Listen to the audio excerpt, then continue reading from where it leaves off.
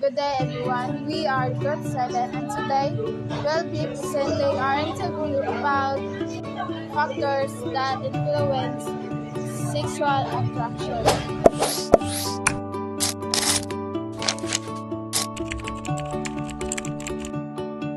Good morning, ya. Pwede ko mag-interview sa inyo para sa mga understanding sa self at sa sexual sa tumaas sa imong pangalan o unsa ka nga year o asa ka nga department. Good morning everyone. I'm Mark Stephen Pagulon Mejillas.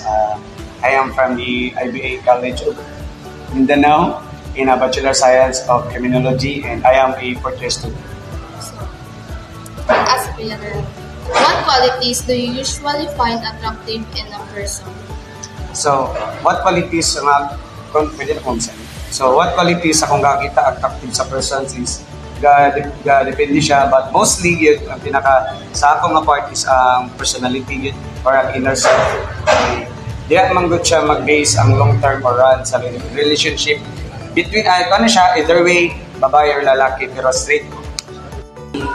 I am Raiden Dumag P, DSH 2 from HM department. For me, like magpangsuot, ikaw, for example, ikaw, nagsuot kasing bongga nga sinina. Panglantaw pa lang sa mata na ma'am, attractive na kay ka. Murag, daway ka mo adto sa school, daway ka mo daway mo expression.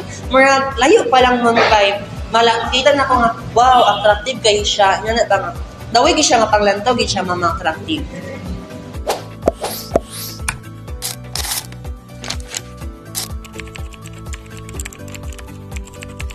Na siya sa experience nako sa relationship o encounter nako sa laylay ng mga tao, na siya mga factors nga sa same nga butang mag-attract sila sa short period of time, but mostly yun ang mga people is mas galong yun siya or mas kanang kitang mas gaka-attract sila each other if opposite sila.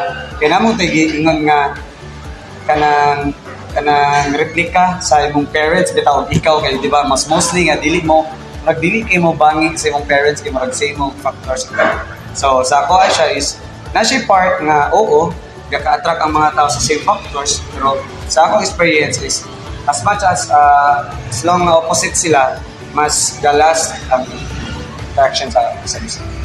Dili siya same factors kay ngano ang lalaki gapolo, ang babae ga-dress. So dili siya different factors. For example, ikaw nag-dress, ako nag-polo. Diba dili sila different factors. Dili sila same nga Dili lahi sila gender, So ang lalaki gapolo, ang babae ga-dress. Inana po. Dila same sila factors.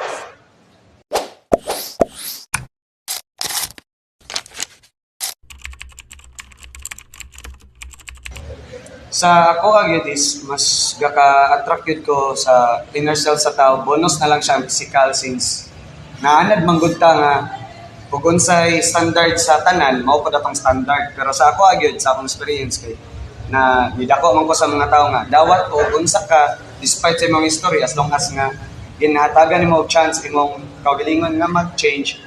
So sa ako is mas importante yun ang inner self kay sa long run, magpabiling man na siya o kung sa kakamaayo, pero kanang naong mausabron yun siya.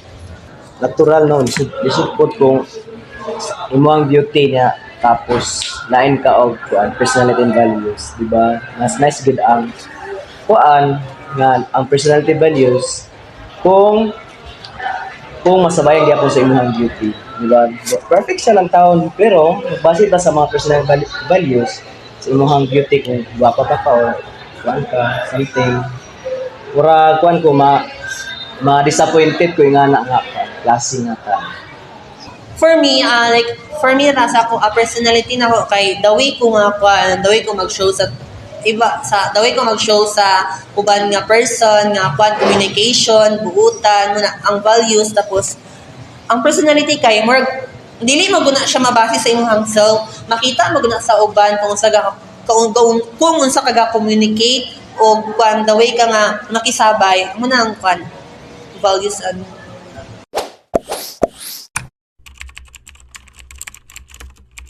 yes, I agree gid siya nga yun nga gid siya dili gid always nga attraction ka. So last nga pan ma'am, di ba? Nakita na ka last week, attractive kay ka. So karon nakita na pud ta nga, okay, dili na lagi siya attractive. Ina na ba? Pero dili na siya nga sa ako ra pud na. Pero sa uban nga tao, dili ko mapan kay laylay man tag opinion.